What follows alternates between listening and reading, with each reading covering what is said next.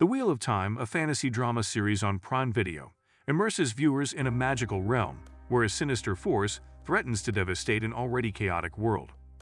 All of the main characters are broken apart in the second season as they pursue their fates and attempt to harness the power they had scarcely touched in the first. The pieces are established in the first 3 episodes of the season, but the action picks up in the fourth, when some startling disclosures highlight the extent to which the villains have progressed in their scheme to raise the Dark One. The novel's conclusion introduces a pivotal figure whose presence will profoundly affect the lives of the protagonists. Here's what that ending means. Spoilers ahead. Moiraine leaves Lan behind and travels to Caerhyn after cutting her bond with him. We get to see a little bit of her life before she left for the White Tower when she returns home. We also learn that Moiraine has been monitoring Rand even while she has been out of the action, and in a way, she has been pushing him towards the choices he believed he was making on his own. When she visits Logain, he tells her that if Moiraine hadn't stepped in and put him here, he would still be at the tower. Although Moiraine wants him to instruct Rand first, he would rather die. He can end his own life after the goal is accomplished. Lan spends his days with Olenna and her warders, Maxim and Yvonne, without knowing what Moiraine is up to.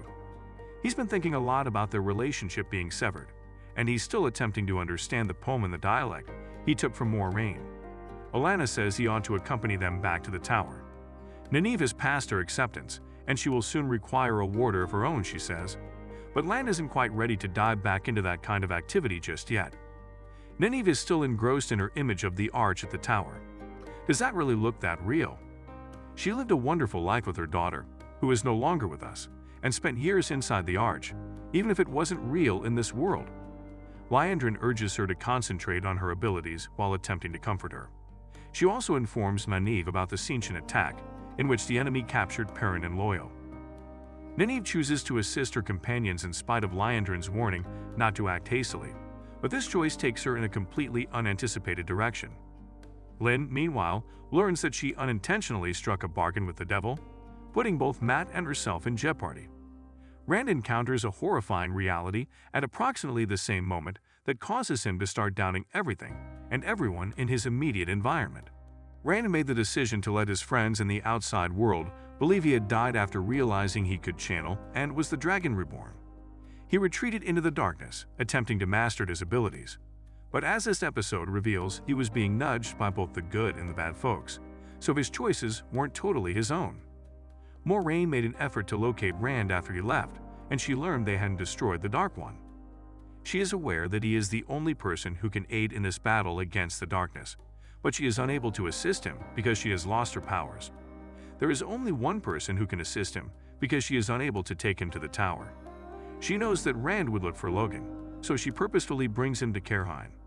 The only person who possessed an incredible amount of power without going insane is Logain. Rand would naturally come towards him. However, Moiraine is not the only person who believes that.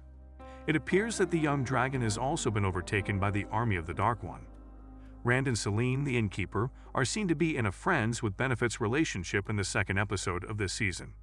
Her friendship consoles him, and he keeps her identity a secret. He does question why she has been assisting him, though, and she avoids answering directly. She claims it's because she feels like she is with the man Rand reminds her of, and he reminds her of the man she loves. She observes Rand channeling at the conclusion of the third episode, but she claims she is not terrified of him, which increases suspicions about her. The third episode should be enough to make you wonder about her genuine identity and motivation, if you haven't already. We find out who she truly is in the fourth episode. After being set free, Ishmael made the decision to set the other Forsaken, the formidable Dark One generals, free as well. Lanfear, the daughter of the night, was the first person he awoke.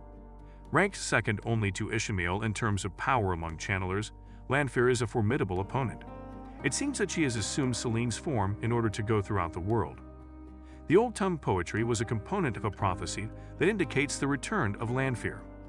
Moiraine was eager to find Rand because she knew he would be in danger once she learned about it. She gets there in time to witness Selene reveal her actual form to Rand, who declares his love for her without realizing that the previous lover Selene mentioned was the first dragon, who is Rand's reincarnation. Moiraine appears before he can learn of it, slitting Selene's throat while acknowledging that she is still alive and will recover quickly.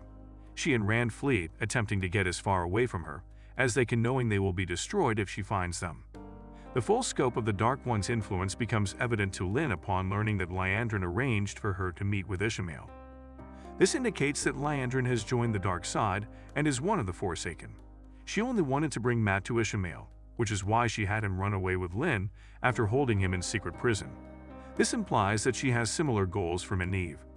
In an attempt to persuade the most formidable channeler she has ever seen to turn evil, she wishes to mentor Nynaeve. She instructed her to find Perrin and exit the tower for this reason. There was no other way to bring her out of the tower and into the open, where she would be immediately accessible to Ishamael and the others. When Egwene and Eliane join Nynaeve, her plans are dashed. That doesn't mean, though, that she will slow down or flee.